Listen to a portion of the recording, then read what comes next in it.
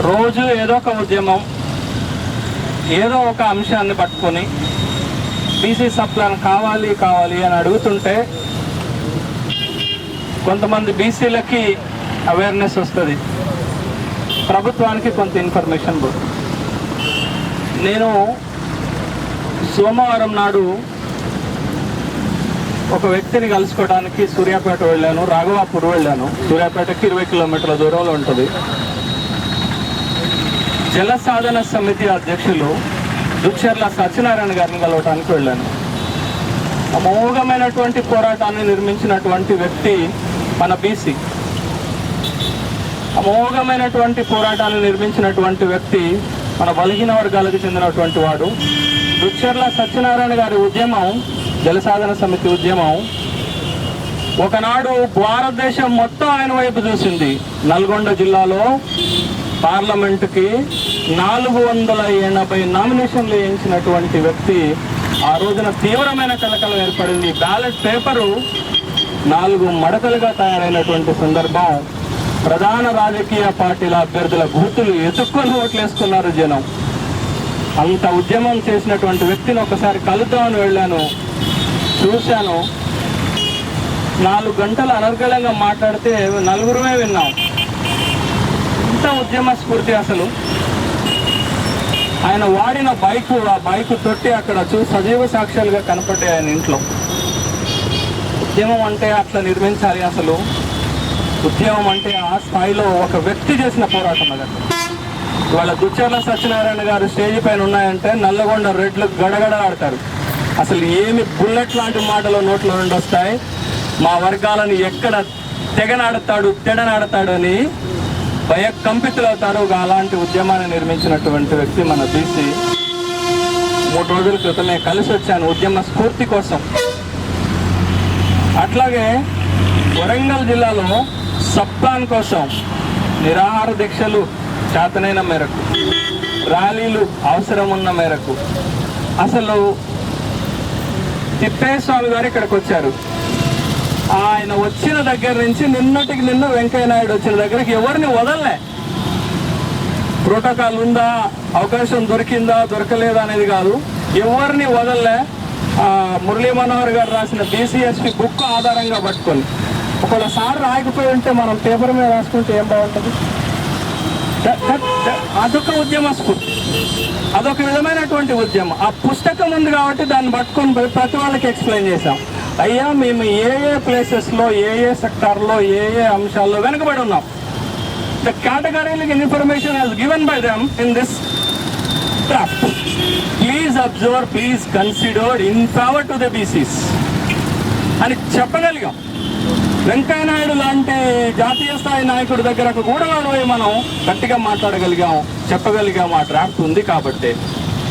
ఆనాడు రాజ్యాంగం రాసేటప్పుడు అంబేద్కర్ వాళ్ళ వర్గాలకి పట్టు పట్టకపోతే ఇవాళ ఆ వర్గాలు కూడా ఎంతో దయనీయమైన స్థితిలో ఉండేది. కానీ ఆనాడు బీసీల కోసం పోరాడినటువంటి జాతీయ స్థాయి నాయకులు లేరు కాబట్టి రాజ్యాంగం రాసేటప్పుడు ఈ వర్గాలకు ఖచ్చితంగా అన్యాయం జరిగిందని చెప్పగదా. ఇవాళకి వాళ్ళు ఏం జరుగుతుంది, ఇవాళకి ఏం జరుగుతుంది? రోజు ఒక కొత్త పథకాన్ని ప్రకటిస్తున్నటువంటి ముఖ్యమంత్రి ఈ దేశ జనాభాలో, ఈ రాష్ట్ర జనాభాలో, చంద్రమోహన్ అన్న ఇప్పుడే మాట్లాడారన్న ఒక చిన్న ఇంటరప్షన్. 1921లో జనాభా లెక్కల సేకరణ జరిగినప్పుడు బీసీ జనగణన చేశారు. ఇవాళనే వచ్చింది బీసీ జనాభా గణన. 2011లో ఎస్సీ ఎస్టీ జనాలు ఎంత ఉన్నారో చెప్పారు తప్ప బీసీ కాలం missed. What they promised at the time, BC కాలం కూడా ఇంక్లూడ్ చేస్తామని చెప్పినటువంటి వ్యక్తులు ఇవాళ ఆ కాలంని మిస్ చేసి జనాభా లెక్కలని అనౌన్స్ చేశారు. ఇవాళ వాళ్ళు జనాభా లెక్కలు ప్రకటిస్తే 35 లక్షల జనాభా వరంగల్లో ఉందని వాళ్ళు ప్రకటిస్తే తెలిసింది మనకి. ఇప్పుడు కొట్లాడతాం, 35 లక్షల జనాభా ఉంది కాబట్టి మా వాటా ఏంది, మాకేం చేస్తామని అడుగుతాం. మరి ఇలా బీసీల జనాభా కూడా ప్రకటించి ఉంటే మన ఆంధ్రప్రదేశ్ జనాభా 8,40,00,000 జనాభాను వీళ్ళు ప్రకటించారు. దీంట్లో 4 కోట్ల మంది ఎక్కువ బీసీలే ఉంటారు. ఒకవేళ అది ప్రకటిస్తే మనం ప్రతి సందర్భంలో అడుగుతాం, మా జనాభా 4 కోట్లు ఉంది, మా వాటా ఎంత, మాకు ఇచ్చే అవకాశం ఏంటని. రోజొక్క పథకాన్ని ప్రకటిస్తున్నటువంటి కిరణ్ కుమార్ రెడ్డి గారు ఇవాళ ఏ వర్గాలను నిర్లక్ష్యం చేస్తున్నారు? బీసీ సబ్ ప్లాన్ అక్కర్లేదా? బీసీలకు సబ్ ప్లాన్ వద్దా? ఒక 2 నెలల క్రితం మీరు అబ్జర్వ్ చేస్తుంటే ఈనాడు పేపర్లో మెయిన్ హెడ్డింగ్ లో ఆత్మహత్యలు చేసుకుంటున్నటువంటి రైతుల్లో అధిక భాగం బీసీలు అని చెప్పారు. ఒక్క రైతుల్లోనే అధిక భాగం ఉంటే మనం చేసేటటువంటి కుల వృత్తుల్లో మొత్తంగా మనమే కదా. అంటే 100కి 100% ఆత్మహత్యలు చేసుకుంటున్నారు మన వాళ్ళే కదా. మరి ఇలా వృత్తులు కాపాడబడలేదు, మన ప్రయోజనాలు కాపాడటానికి ఆర్థిక పరమైన ఆసరా లేదు. మరి మనకి ఏమిచ్చినట్టు ఈ ప్రభుత్వం? మనకి ఏమిచ్చినట్టు? నేను ఒక మాట చెప్పాలి, మీ అందరూ ఒప్పుకోకపోయినా ఒక మాట ఖచ్చితంగా చెప్తాను. ఎంత దౌర్భాగ్యం తెలుసా?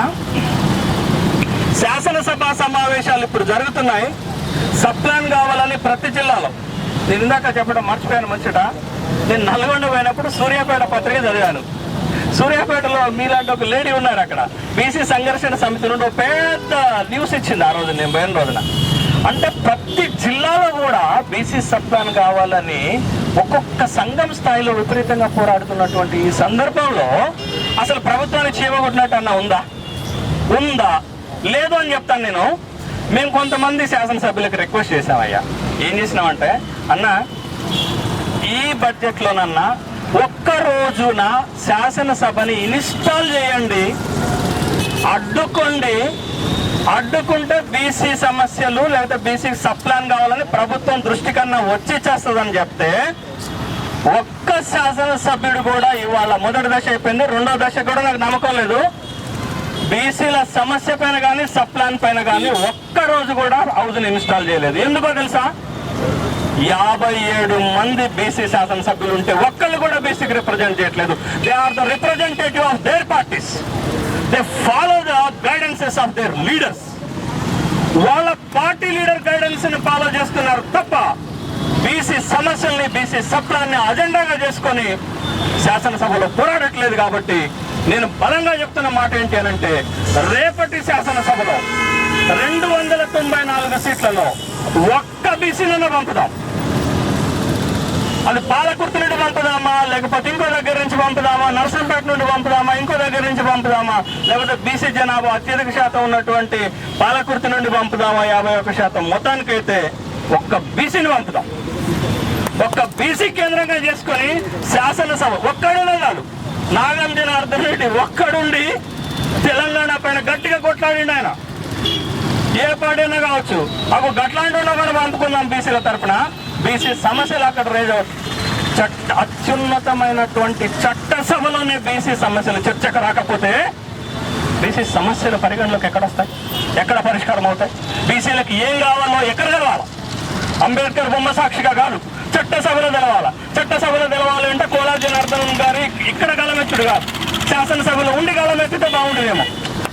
Whether it is possible are not, I'm not consider that one. నేను అనుకునేది ఏంటంటే, కోలా జనార్దన్ గారు లేకపోతే ఇంకొకళ్ళు ఇక్కడ గలమెత్తడం కాదు, శాసనసభలో గలమెత్తుంటే ఖచ్చితంగా అది చాలా విపరీతమైనటువంటి ప్రకంపనలకు దారితీస్తుంది. ఆ విధంగా మనం పోయేటటువంటి అవకాశం మనకి తొందరలోనే ఈ సమాజం ఏమవుతుంది. 2014 సాధారణ ఎన్నికల్లో మన సత్తా చూపించాల్సినటువంటి సందర్భం వచ్చింది. లేకపోతే సబ్బుల కోసం, బట్టల కోసం, లేకపోతే తిండి కోసం పోరాటాలు చేసుకుంటూ ఇంకొక 50 ఏళ్ళు, ఇంకొక 60 ఏళ్ళు బ్రతుకుతాము బీసీలు అని చెప్పుతున్నాను. అట్లా కాకుండా మన పోరాటం రాజ్యాధికార దిశగా నడవాలి, మన పోరాటం ఆర్థిక పరమైనటువంటి శక్తిగా నడవాలి. మన పోరాటం మనకిచ్చేది ఏందండి వాళ్ళు సబ్ ప్లాన్? మనమే అధికారంలోకి వస్తే మనమే రాసుకుంటాం. ఓ కుటుంబం విడిపోయేటప్పుడు కుటుంబ పెద్ద తండ్రి ఏం చేస్తాడంటే వీడికింత భాగం అని రాస్తాడు. ఈ ఏరియాలో ఉన్న భూమి వీడికి, ఈ ఏరియాలో ఉన్న భూమికి అని రాస్తారు. అబ్జెక్ట్ చేస్తారు ఎవరన్నా? ఎందుకంటే రాజ్యాధికారం తండ్రి చేతిలో ఉంటుంది కుటుంబంలో కాబట్టి. బట్ ఇక్కడ బీసీలకు కూడా రాజ్యాధికారం వస్తే మనమే రాసుకున్నాం. ఇంకొకటి చెప్తున్నాను, ఈ దేశంలో 60 ఏళ్లలో ఎస్సీ ఎస్టీ సమస్యలకి వెన్నుదన్నగా నిలబడేది ఎవరు నిలబడ్డారు? బీసీలు నిలబడ్డారు. ఎస్సీ ఎస్టీ సమస్యలు తీర్చడానికి పోరాడింది ఎవరు? వాళ్ళతో పాటు బీసీలే. బీసీలకి ఎంత విశాల హృదయం ఉందో ఈ ఒక్క మాట తెలదా. రేపు బీసీలు అధికారంలోకి వస్తే ఈ దేశంలో అణగారిన అణచబడ్డ వర్గాలన్నిటి కూడా బీసీలు తల్లి కోడి లెక్క కాపాడుకుంటాయి. ఏ వర్గాలకు కూడా అన్యాయం జరగదు. అందుకే బీసీలు రాజ్యాధికారంలోకి రావాలి, బీసీలు అధికారంలోకి రావాలి.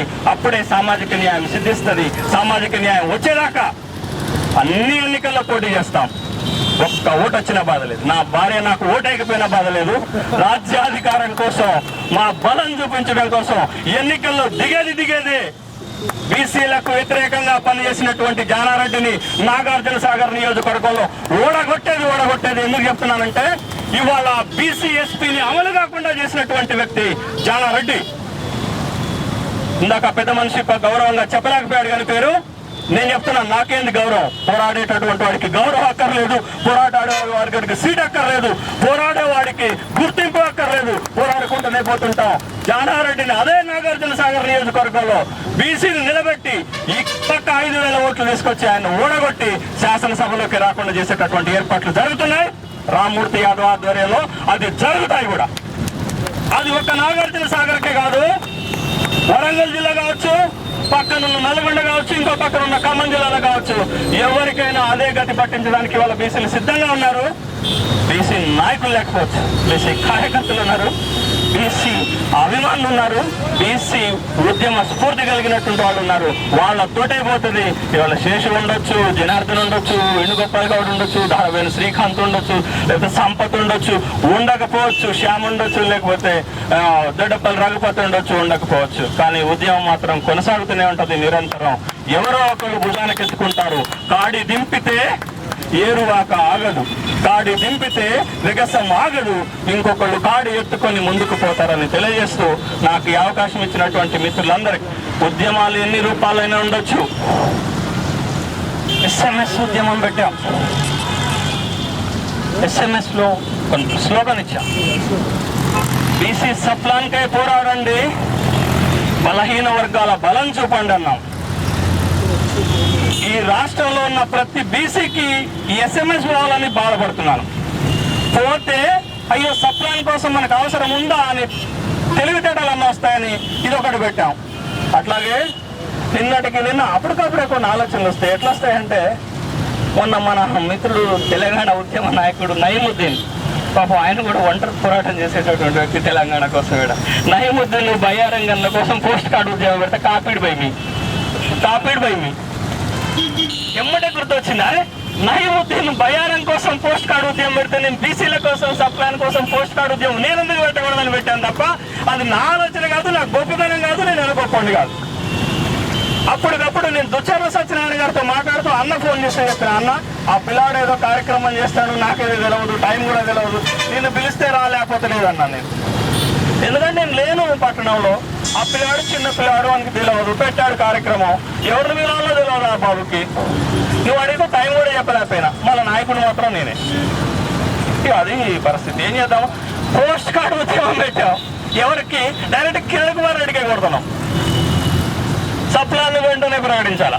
ఏమి లేదు, ఒకటే ముచ్చట, బీసీలకు మైనార్టీలకు సప్లాన్ వెంటనే ప్రకటించాలా?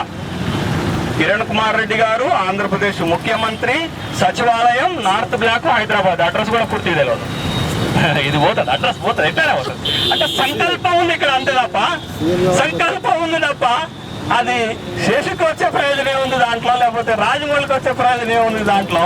బట్ దానివల్ల ఇవాళ సప్లాన్ ప్రకటన వస్తే, మురళీ మనోహర్ గారు మొన్న ఒక మాట అన్నారు,